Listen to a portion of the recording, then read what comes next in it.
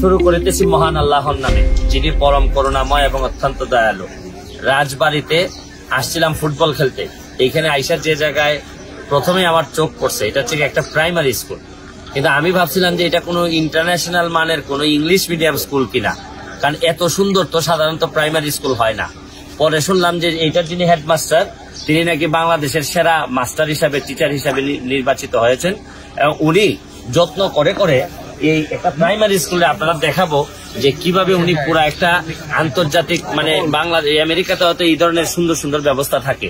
এখানে আমরা 2 জন এমপি আজকে আসছি। উনি আমাদের নীলফামারীর একজন এমপি, আমি হবিগঞ্জের। তা আমরা 2 জনই এখান থেকে কিছু মানে শিখে যাব, দেখে যাব যে হয়তো চাইলে আমরা আমাদের এলাকায়ও একটা স্কুল অন্তত করতে পারি কিনা। এখন টিচারের সাথে পরিচয় করাই দিই। আপনার কি নাম স্যার? আমার নাম মোহাম্মদ শহীদুল ইসলাম। শহীদুল ইসলাম। আচ্ছা, আপনি এখন একটু ঘুরাই দেখতে হবে যে আমি বলতে হবে যে এই কি আপনি করছেন এই স্কুলটার জন্য।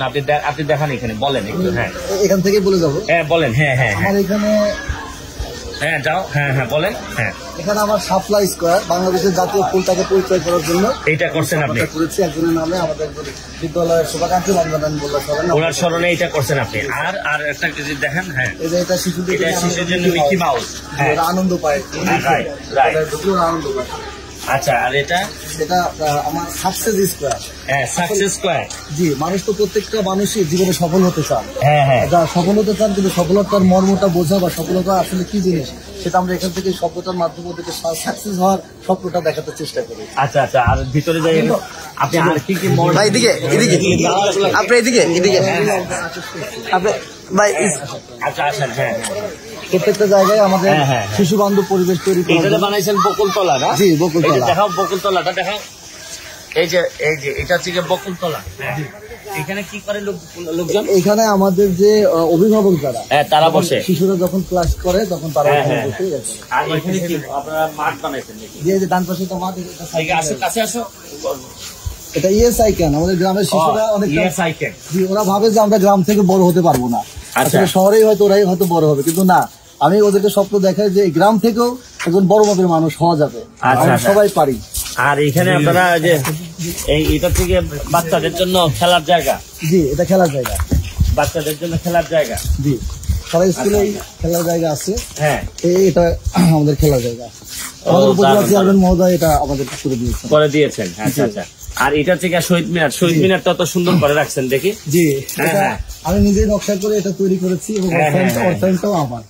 শহীদ মিনার আবার এইদিকে তো আমি দেখি এই যে পরিদের জন্য রাখছেন, পরিদের ব্যবস্থা রাখছেন এখানে। জি, মানে আমাদের দেশটা স্বপ্নপুরী স্বাধীনতা ফুল করি। হ্যাঁ হ্যাঁ, আমাদের এটা একটা বইয়ের একটা অংশই আছে এই গানটা।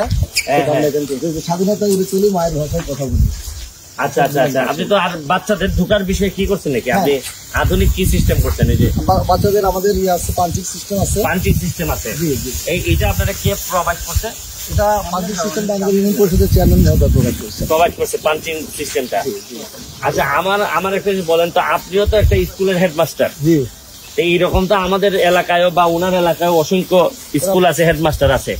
তা আপনার মধ্যে কি আছে যেটা আমাদের এলাকার লোকের মধ্যে নাই, যে এরা পারে না একটা স্কুলে? আমার এলাকায় গিয়ে অনেক স্কুল আছে, দেখলে মনে হইব যে এই স্কুলে আর যেন না আসি, মানে এমন ভাবে ময়লা টয়লা করে এমন অবস্থা। আর আমাদের অনেক টিচাররা আছে খালি বদলি কেমনে ভালো জায়গায় নিব, এইসব ছাড়া আর কোনো আপাতত কোনো চিন্তা নাই। মানে ভালো জায়গায় আরামের বদলি যেটাতে ক্লাস কম করলেও হবে, এই চিন্তায় অনেকেই ব্যস্ত থাকেন। এখন এদের উদ্দেশ্যে কি আপনি কিছু বলতে চান? যে মানে আসলে আপনিও তো একজন শিক্ষক, একটা মহান পেশা হচ্ছে কি শিক্ষকতা।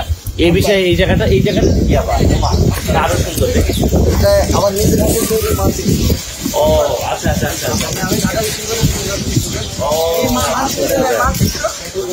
ও মানচিত্রটা সেটা হচ্ছে একটা কমিটমেন্ট, উন্নয়নের জন্য প্রথম কথা কমিটমেন্ট এবং ভালোবাসা। আসলে ভালোবাসা, শ্রদ্ধাবোধ যদি আমাদের পেশার প্রতি থাকে এবং আমাদের যদি কমিটমেন্ট থাকে, জাতির কাছে আমাদের যদি ঋণ থাকে, তাহলে সেখান থেকে আমাদের দায়বদ্ধতা থেকে আমরা কাজ করতে হবে। আমি এই বিদ্যালয়টাকে প্রথম আমার সম্পদ মনে করি, আমি বিদ্যালয়কে ভালোবাসি এবং আমি এলাকার মানুষকে, লোকজনকে, নেতৃত্ব যারা দেয় তাদেরকে এই বিদ্যালয়ের সাথে সম্পৃক্ত করার চেষ্টা করি এবং আমি মনে করি সেটা আমি পেরেছি, যার কারণে তারা আমাদেরকে সহযোগিতা করে এবং আমার বিদ্যালয়রা সহযোগিতা করে, এবং আমি নিজেই পর্যন্ত এই বিদ্যালয়কে 12.5 লক্ষ টাকা আমার নিজের পকেট থেকে আমি এখানে অনুদান হিসেবে দিয়েছি। ধন্যবাদ। আপনার এই ঋণ পরিশোধ করার মতো না। আমি ভিডিওটা শেষ করার আগে মাননীয় এমপি সাহেব আমার একটা উদ্বোধনী আছে, সেটা বাংলাদেশের মধ্যে 17টা স্টোর, যেটার উদ্ভাবক আমি নিজে, এবং এটা 17টা স্টোর যেটা বিবিসি থেকে প্রচারিত হয়েছে, বাংলাদেশের প্রত্যেকটি মিডিয়া থেকে প্রচারিত হয়েছে। কিরকম 17টা স্টোর বলতে? এটা হচ্ছে বিক্রেতাবিহীন যে দোকান, এখান থেকে শিশুরা নৈতিকতার চর্চা শিখবে। অনৈতিকতা মানে বিক্রেতা নাই, কিন্তু টাকা দিয়ে নিয়ে যাবে। এটা বাংলাদেশের মধ্যে এটা আমি উদ্যোক্তা এবং আমি প্রথম উদ্ভাবন করেছি। আমি ভিডিওটা শেষ করার আগে এখানে আরো অনেক কিছু বলার আছে, অনেক কিছু দেখার আছে, সময় কম। আমি আমাদের মাননীয় এমপি নীলফামারীর ওনাকে বলবো যে আপনার অনুভূতিটা বলেন, যে এই যে জিনিসটা দেখলেন আপনার মানুষের কথা আছে, দেখা হয় না এই চক্ষু মেলে। এই বাংলাদেশের মধ্যে যে কিছু উদাহরণ থাকে, বাংলাদেশ থেকে যেন কোনো শিক্ষা নেওয়া যায়। আমাদের প্রাথমিক এই যে শিক্ষক মহান, উনি ঢাকা বিশ্ববিদ্যালয়ের ছাত্র, ব্যারিস্টার সুমনও ঢাকা বিশ্ববিদ্যালয়কে পাশ করেছেন।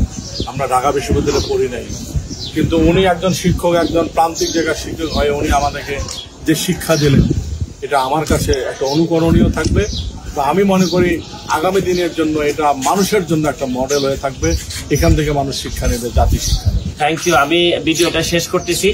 আমি অন্তত চেষ্টা করবো অন্তত আমার এলাকায় একটা স্কুলকে অন্তত মোটিভেট করে, প্রভাবিত করে পারি কিনা, এরকম যতটুকু পারা যায় করতে। আজকের মতো বিদায় নিচ্ছি। বালিয়াকান্দি তো বালিয়াকান্দি স্বাবলম্বী ইসলামপুর সরকারি প্রাথমিক বিদ্যালয় থেকে। ভালো থাকবেন, সুস্থ থাকবেন। আপনিও ভালো থাকবেন, দোয়া রাখবেন আমাদের জন্য। অনেক ভালো লাগলো স্যার, অনেক ভালো। মিশন 90 সংবাদের পিছনে নয়, ভিতরে ছুটি।